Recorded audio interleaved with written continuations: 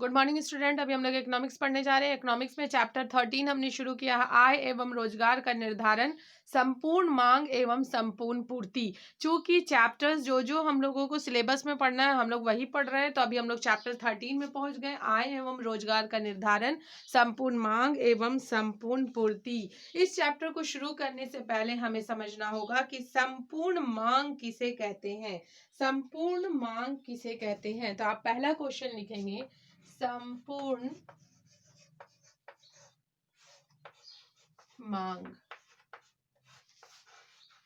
किसे कहते हैं। संपूर्ण मांग किसे कहते हैं। संपूर्ण मांग के अंतर्गत आता है अर्थव्यवस्था। अर्थव्यवस्था में वस्तुओं और सेवाओं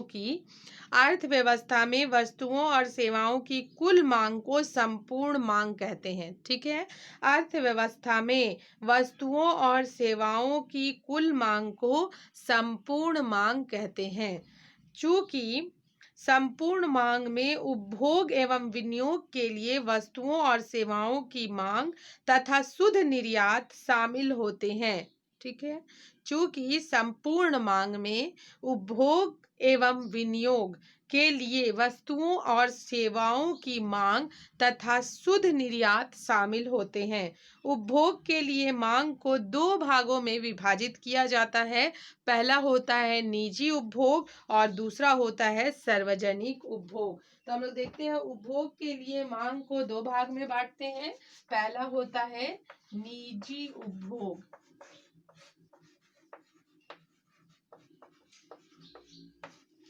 और दूसरा होता है सार्वजनिक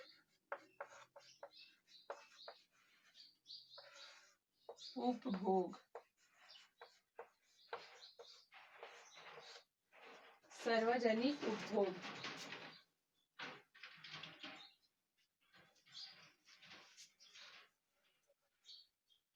सार्वजनिक उपभोग। ठीक है, हम लोग देखते हैं कि उपभोग को दो भागों में बांट दिया जाता है। पहला होता है निजी उपभोग और दूसरा होता है सार्वजनिक उपभोग। निजी उपभोग के अंतर्गत उपभोग पर किया गया व्यय भी दो भागों में बांटा जाता है। पहला होता है उपभोक्ता वस्तुओं पर व्यय और दूसरा होता है उत्पादक वस्तुओं पर व्यय। ठीक है, उपभोक्ता वस्तुओं पर व्यय और उत्पादक वस्तुओं पर व्यय मतलब कि देखो, उपभोग के लिए दो मांग को दो भागों में बांट देते हैं।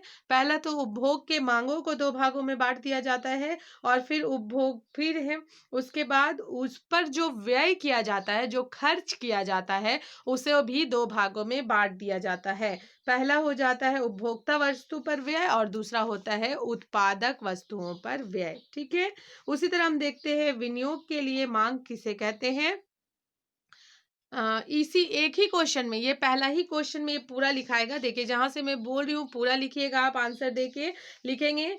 अर्थव्यवस्था में वस्तुओं और सेवाओं की कुल मांग को संपूर्ण मांग कहते हैं और संपूर्ण मांग में उपभोग एवं विनियोग के लिए वस्तुओं और सेवाओं की मांग तथा शुद्ध निर्यात शामिल होते हैं। ठीक है, उसके बाद लिखेंगे उपभोग के लिए मांग को दो भागों में विभाजित किया जाता है। पहला होता है निजी उपभोग और दूसरा होता है सार्वजनिक उपभोग। उपभोग पर किया गया खर्च को भी दो भागों में बांटा जाता है। पहला होता है उपभोक्ता वस्तुओं पर जो खर्च व्यय और दूसरा होता है उत्पादक वस्तुओं पर व्यय। फिर हम लोग देखते हैं विनियोग के लिए मांग। विनियोग के लिए मांग भी संपूर्ण मांग का एक महत्वपूर्ण भाग है। इसका तात्पर्य पूंजीगत वस्तुओं की मांग से है। विनियोग अथवा पूंजीगत वस्तुओं की मांग निजी तथा सार्वजनिक क्षेत्रों द्वारा की जाती है। अतः विनियोग के भी दो भाग होते हैं। पहला होता है निजी विनियोग और दूसरा होता है सार्वजनिक विनियोग। तो आप इस तरह से देखते हैं कि सबको दो दो भागों में बांट दिया गया है। पहला उपभोग के लिए मांग को दो भागों में बांटा गया है, फिर उपभोग के लिए जो खर्च किया जाता है उनको दो भागों में बांटा गया है और उसके बाद विनियोग को दो भागों में बांटा गया है। सारे का जो दो दो भाग हम लोग बांटते हैं वो निजी और सार्वजनिक में मिलता है। ठीक है, एक निजी उपभोग होता है, एक सार्वजनिक उपभोग होता है। तो इस तरह से इसको दो दो भागों में बांट दिया जाता है। चलिए हम लोग दूसरा क्वेश्चन देखते हैं। हमने देख लिया संपूर्ण मांग किसे कहते हैं, अब हम लोग देखते हैं संपूर्ण पूर्ति किसे कहते हैं। संपूर्ण पूर्ति किसे कहते हैं।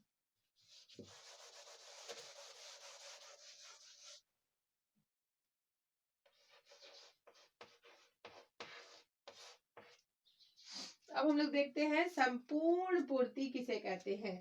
संपूर्ण पूर्ति, जिस तरह से हमने संपूर्ण मांग को पूरी तरह से समझा, उसी तरह हम लोग समझेंगे कि संपूर्ण पूर्ति क्या है। चलिए आप लिखेंगे इसका आंसर। अर्थव्यवस्था में वस्तुओं और सेवाओं की कुल पूर्ति को संपूर्ण पूर्ति कहते हैं। जिस तरह से अर्थव्यवस्था में वस्तुओं और सेवाओं की कुल मांग को संपूर्ण मांग कहा जाता था, उसी तरह अर्थव्यवस्था में वस्तुओं और सेवाओं की जो कुल कुल पूर्ति है उसे संपूर्ण पूर्ति कहा जाता है। ठीक है, देखिए इसके आगे आप लिखेंगे अर्थव्यवस्था में वस्तुओं और सेवाओं की कुल पूर्ति को संपूर्ण पूर्ति कहा जाता है और संपूर्ण पूर्ति व्यक्तियों, फर्मों तथा सरकार द्वारा उत्पादित वस्तुओं और सेवाओं का कुल योग होती है। वास्तव में संपूर्ण पूर्ति वस्तुओं और सेवाओं के उत्पादन की संपूर्ण लागत के बराबर होती है और इसकी बिक्री से प्राप्त आय को उत्पादन के साधनों के बीच मजदूरी, लगान, ब्याज तथा लाभ के रूप में वितरित कर देते हैं। ठीक है, इस तरह से हम कह सकते हैं कि संपूर्ण पूर्ति इक्वल टू कुल घरेलू उत्पादन होता है। संपूर्ण पूर्ति इक्वल टू कुल घरेलू उत्पादन होता है। देखिए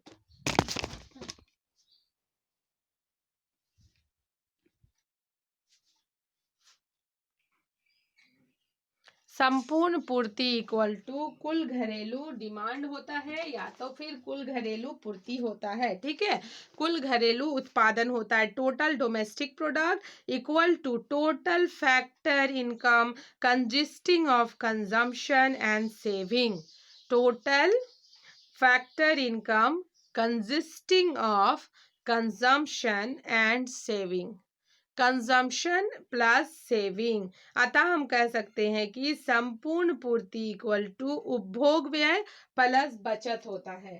संपूर्ण पूर्ति इक्वल टू, देखिए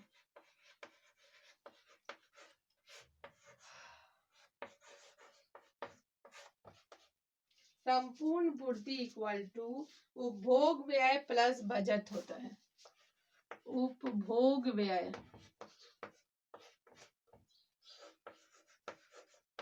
प्लस बचत। संपूर्ण पूर्ति इक्वल टू उपभोग व्यय प्लस बचत होता है। चूंकि उपभोग व्यय प्लस बचत ही हमारा क्या बना देता है, संपूर्ण पूर्ति को बना देता है। ठीक है, तो इस तरह से हमने समझ लिया कि संपूर्ण मांग और संपूर्ण पूर्ति किसे कहते हैं। इसके आगे हम लोग देखते हैं कि संपूर्ण मांग के क्या क्या घटक होते हैं। ठीक है, संपूर्ण मांग के क्या क्या घटक होते हैं। संपूर्ण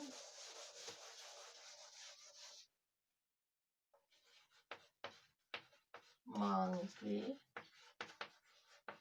क्या घटक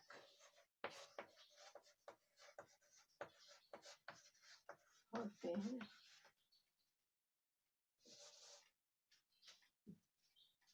संपूर्ण मांग के क्या घटक होते हैं, चलिए देखते हैं हम लोग। संपूर्ण मांग के निम्नलिखित घटक होते हैं। पहला होता है निजी उपभोग मांग। पहला होता है निजी उपभोग मांग, जिसको हम लोग प्राइवेट कंजप्शन डिमांड भी कहते हैं। दूसरा होता है विनियोग मांग, जिसको हम लोग इन्वेस्टमेंट डिमांड कहते हैं।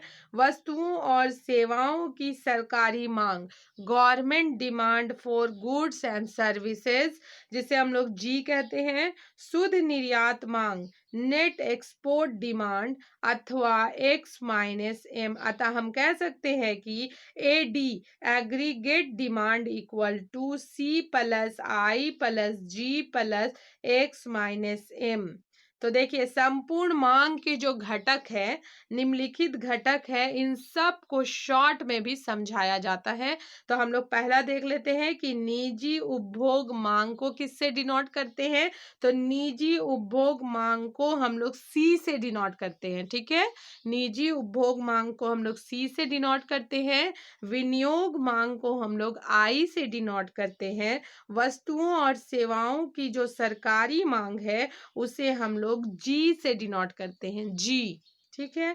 तथा शुद्ध निर्यात मांग को हम लोग x माइनस एम से डिनोट करते हैं। तो इस तरह से हम देखते हैं कि एग्रीगेट डिमांड इक्वल टू हो जाएगा, एग्रीगेट डिमांड इक्वल टू, चलिए इसको मैं लिख देती हूँ।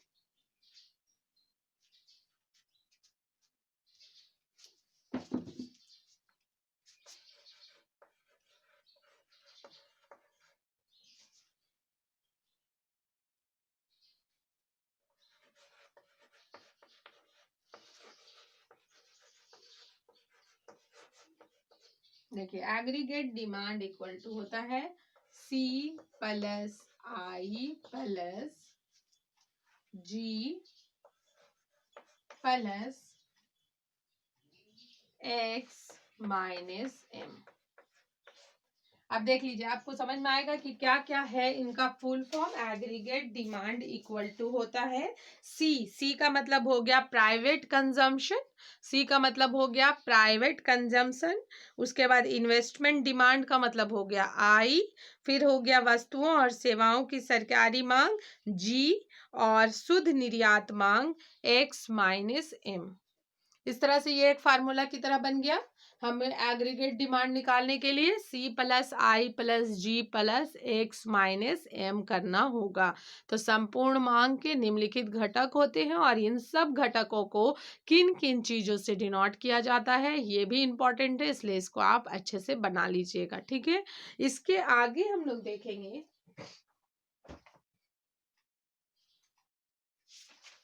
इसके हम लोग आगे देखेंगे। अब हम लोग देखेंगे जो हम लोग दो भागों में बांटे थे, निजी उपभोग मांग और निजी उपभोग मांग और सार्वजनिक उपभोग मांग, ठीक है। तो अब हमें क्या करना है कि इन दोनों को अलग अलग डिस्क्राइब करना है कि निजी मांग क्या होगा, सार्वजनिक मांग क्या होगा। तो इस हिसाब से बनाने के लिए हमें सबको अलग अलग क्वेश्चन की तरह इसे मैं डिस्क्राइब करके आपको बता दूंगी। इसके आगे हम लोग कल पढ़ेंगे, ठीक है। Thank you.